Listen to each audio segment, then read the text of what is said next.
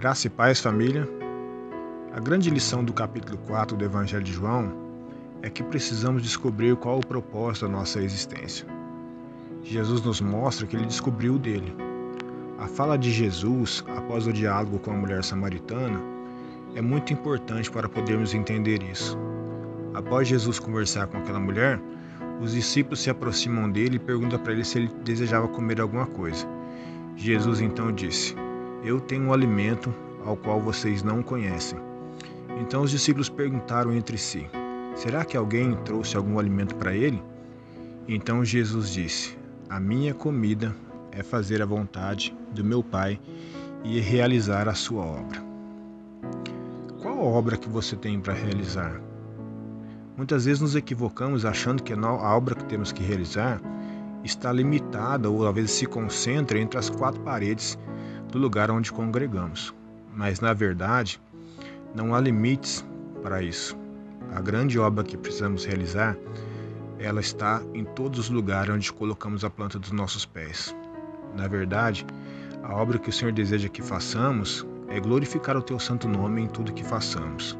Para isso precisamos entender que muitas vezes as pessoas estão se desgastando, se dedicando de maneira exaustiva para algumas coisas e muitas vezes vão apenas se desgastar, como eu disse, a cada vez mais, porque jamais vão conseguir entender qual o real propósito da sua existência. Existe um ditado oriental que diz que a cada conquista uma frustração. As pessoas conseguem ser bem-sucedidas na sua vida profissional e financeira, muitas vezes na sua escola, no seu estudo, e muitas coisas que se dedicam a fazer. E no final, muitas vezes, continuam frustradas.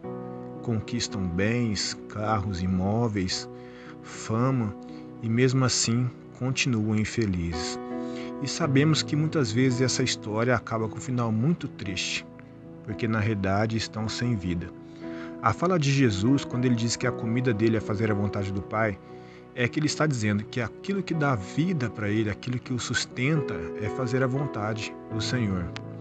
Talvez você vai glorificar a Deus da melhor maneira na sua vida, sendo um bom pai, uma boa mãe, um bom filho, talvez um bom empregado, um bom patrão, cada um ao seu próprio modo.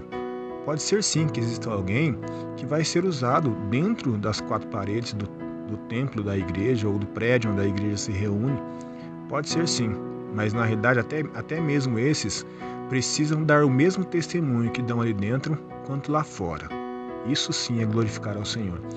Podemos observar que no diálogo com a mulher samaritana, a mulher fez uma abordagem com Jesus que era tão fútil. A discussão dela que ela abordou seria: onde é o lugar certo de adorar? No monte ou no templo? Os judeus dizem que é no templo e os samaritanos dizem ser no monte. Então Jesus disse, vou parafrasear aqui: você não sabe de nada. Na verdade, os verdadeiros adoradores são aqueles que me adoram em espírito e em verdade. Aqueles que me adoram onde quer que estejam. Aqueles que fazem a vontade do meu Pai onde quer que estejam. Paulo escreveu: quer comais, quer bebais, façais tudo para a glória de Deus. Como eu disse, se for para ser um pai, seja um pai que glorifique ao Senhor. Seja uma mãe, seja uma esposa, seja um filho, seja um patrão, seja um empregado, que glorifique o nome do Senhor. Este é o seu alimento. Quando Jesus disse aos seus discípulos que tinha um alimento que eles não conheciam, muitas pessoas realmente não conhecem esse alimento, que é fazer a vontade do Pai, pois se desgastam fazendo a sua própria vontade.